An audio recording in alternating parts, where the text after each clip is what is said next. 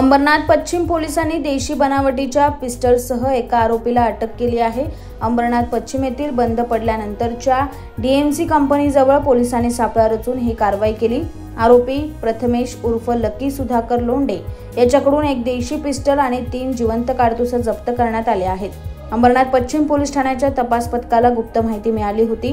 त्यानंतर पोलिसांनी तत्काळ आरोपीला रंगेहात पकडून अटक करण्यात आली।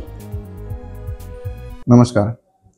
आज रोजी अंबरनाथ पोलीस स्टेशन येथे एक अग्निशस्त्र एका आरोपीसहित पकडण्यात आलेला आहे। त्यामध्ये आमचे डीबी पथकाचे पोलीस हवालदार संजय माणिक चव्हाण व सपोनी काजारी यांना या अनुषंगाने माहिती मिळालेली होती।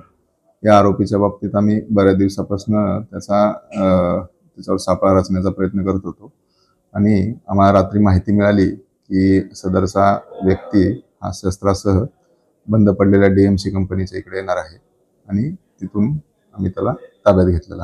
एक गावठी पिस्टल तयार केलेला आहे आणि त्यासोबत 3 राऊंड आहेत।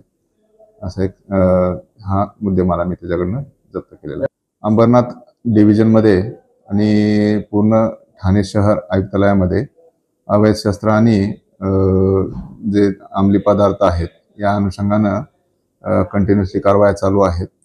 अशा प्रकारच्या माहिती मिळाली की तात्काळ त्यांच्यावर कारवाई करण्यात येईल। याबाबत माननीय पोलीस आयुक्त श्री आशुतोष डोंगरे सर, त्याचबरोबर आमचे joint CP doctor Dnyaneshwar Chavan sir, माननीय अप्पर पोलीस आयुक्त पूर्व विभाग संजय जाधव सर, माननीय डीसीपी श्री सचिन गोरे सर यांच्या मार्गदर्शनाखाली अशा प्रकारच्या कारवाया कंटिन्युअसली होणार।